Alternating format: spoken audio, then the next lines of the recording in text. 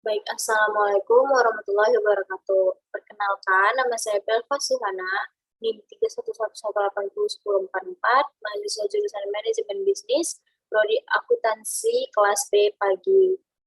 Di sini saya akan menjelaskan proposal laporan studi saya yang berjudul Dokumentasi Prosedur Pembelian Barang secara Kredit pada PT Gerindo Plastik Tama Industri.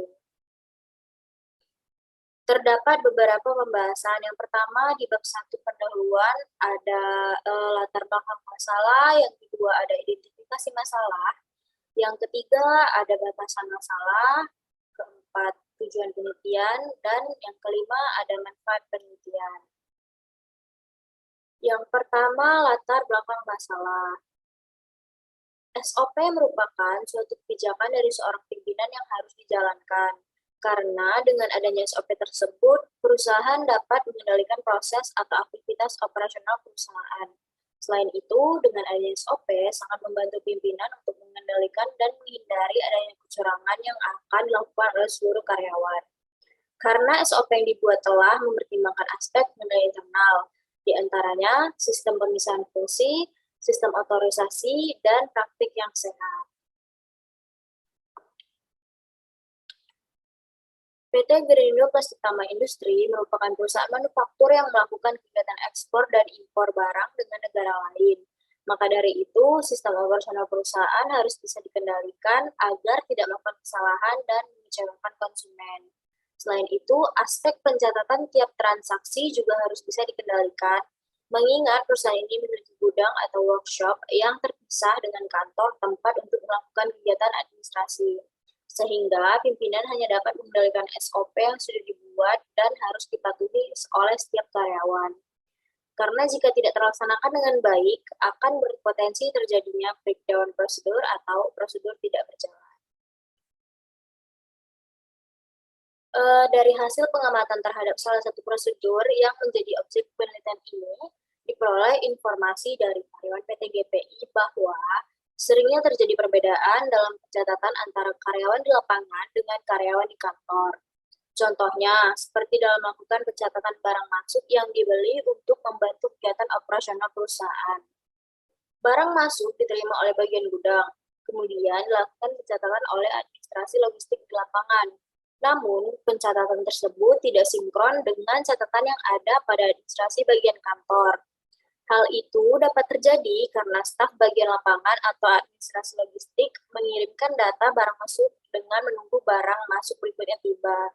Sementara di dalam SOP disebutkan bahwa barang masuk harus dilaporkan per barang oleh administrasi logistik kepada administrasi bagian kantor.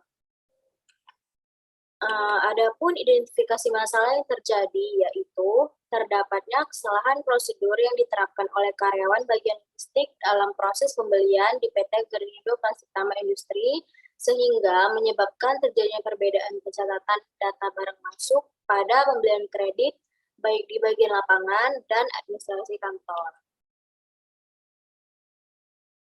Batasan masalah terbagi dua, yaitu batasan data dan batasan lapangan.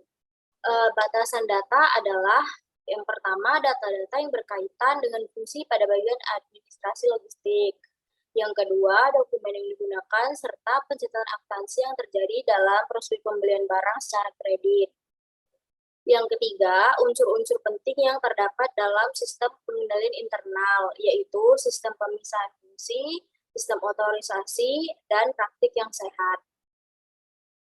Batasan lapangannya adalah penelitian ini dilakukan di PT Gerindo Plastik Tama Industri yang berlokasi di Komplek Limido Trade Center 2, Taman Baloi, Batam Center, serta pengambilan beberapa informasi dari kawasan industri Kabil, Batam.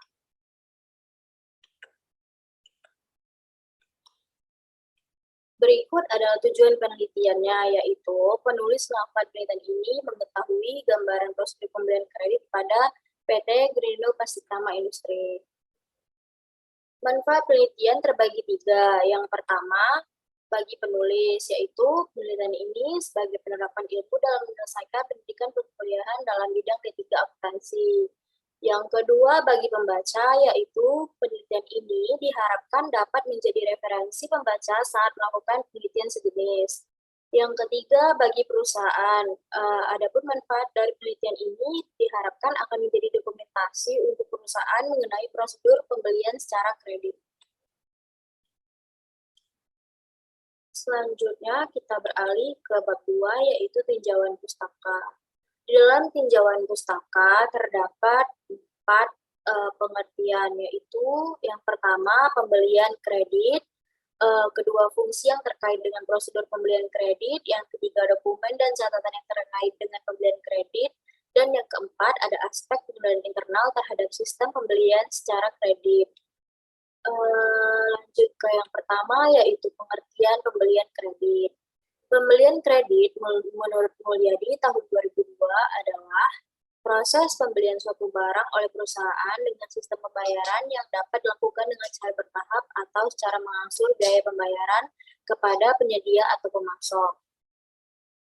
Selanjutnya adalah fungsi yang terkait dengan prosedur pembelian kredit terbagi dengan 4 fungsi, yaitu yang pertama, fungsi gudang. Fungsi gudang bertanggung jawab untuk mengatur persediaan yang ada di gudang tersebut serta memastikan ketersediaan barang sudah sesuai dengan kebutuhan untuk produksi, kemudian mengajukan permintaan pembelian. Nah, yang kedua itu ada fungsi pembelian.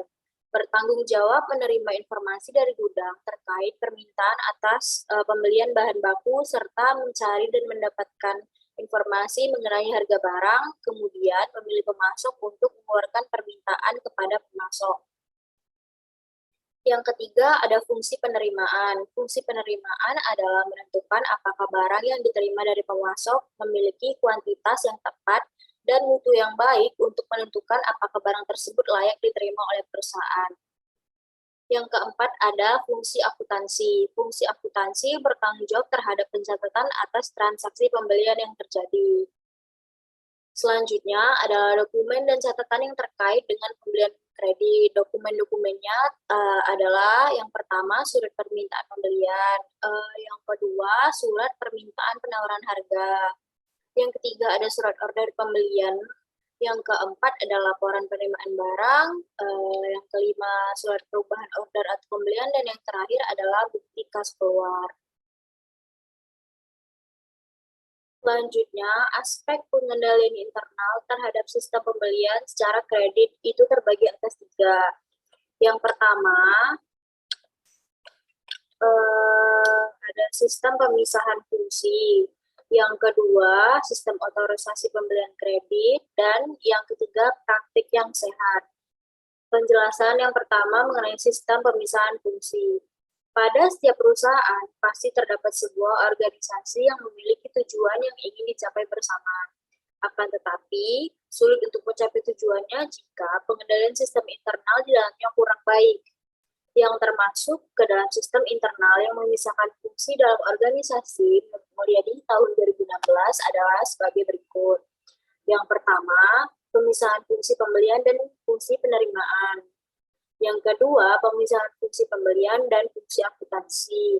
Yang ketiga, pemisahan fungsi penerimaan dan fungsi penyimpanan. Dan yang terakhir, pelaksanaan transaksi pembelian lebih dari satu fungsi.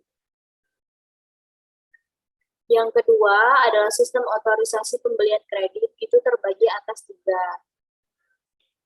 Pada saat melakukan transaksi antara perusahaan dan pemasok, harus dilakukan pencatatan yang disertai dengan dokumen-dokumen pendukung serta otorisasi oleh pihak yang memiliki wewenang sebagai berikut. Yang pertama, sistem pemisahan fungsi gudang dapat melakukan otorisasi terhadap barang yang tersimpan di gudang, kecuali barang yang akan langsung dipakai diotorisasi oleh fungsi pemakai barang. Yang kedua, fungsi yang akan melakukan otorisasi terhadap surat order pembelian adalah fungsi pembelian itu sendiri atau pejabat yang lebih tinggi. Yang ketiga, fungsi penerimaan mengotorisasi barang yang dikirimkan oleh pemasok, apakah sudah sesuai dengan surat order atau pembelian barang, dan mengambil keputusan apakah barang tersebut harus ditolak atau dapat diterima. Selanjutnya adalah praktik yang sehat, terbagi atas 8. Yang pertama adalah pemisahan fungsi pembelian dan penerimaan fungsi gudang, membuat surat permintaan pembelian kepada fungsi pembelian dengan nomor surat yang berurutan sesuai dengan tanggal, bulan, dan tahun. Yang kedua, fungsi pembelian dapat mencari pemasok dengan harga yang paling sesuai dari penawaran dari berbagai pemasok. Yang ketiga, fungsi gudang membuat purchase order atau surat pembelian atas permintaan dari gudang dengan nomor yang berurutan dan tanggal yang sesuai seperti yang dilakukan di nomor 1. Nah, yang keempat itu, laporan barang yang sudah diterima, dicatat, dan diberi nama nomor sesuai dengan urutan dan dipertanggungjawabkan oleh fungsi penerimaan. Yang kelima, barang hanya dapat diterima oleh perusahaan apabila fungsi penerimaan sudah mendapatkan surat tembusan yang diberikan oleh fungsi pembelian. Selanjutnya, fungsi penerimaan harus melakukan pemeriksaan kembali terhadap barang yang diterima dan disesuaikan dengan surat tembusan dari pembelian. Lalu, fungsi akuntansi melakukan pengecekan terhadap harga, kuantitas, dan deskripsi barang, syarat pembelian, tanggal jatuh tempo, uang muka yang harus dibayarkan pada invoice atau faktur yang dikirimkan oleh pemasok sebelum terjadinya proses pembayaran. Dan yang terakhir adalah merekonsiliasi pencatatan yang digunakan sebagai buku pembantu utang secara periodik dengan rekening yang mengontrol utang di dalam buku besar. Selanjutnya adalah metodologi penelitian, terbagi atas 3, yaitu objektif penelitian, yaitu aliran data dan dokumentasi dari prosedur pembelian barang secara kredit pada PT Greenhill Plastik Tama Industri. Untuk pengumpulan datanya ada 3, yaitu dengan cara teknik reservasi, teknik wawancara, dan studi literatur. Yang terakhir adalah analisis data. Menganalisis data prosedur pembelian kredit dengan cara mendeskripsikan atau menggambarkan tentang prosedur dan menganalisis apakah prosedur yang berjalan telah sesuai dengan SOP yang ada. Baik, cukup sekian presentasi dari saya. Terlebih dan terkurangnya saya mohon maaf. Saya Belva Suhana, NIM 311801044 undur diri. Terima kasih. Wassalamualaikum warahmatullahi wabarakatuh.